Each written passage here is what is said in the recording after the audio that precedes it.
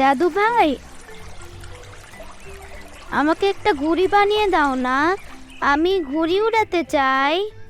ঘুরে উড়াতে চাও?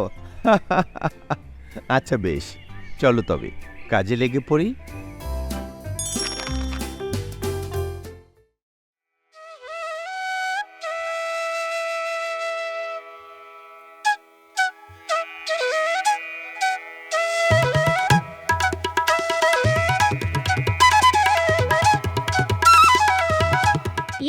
আমরা পেরেছি।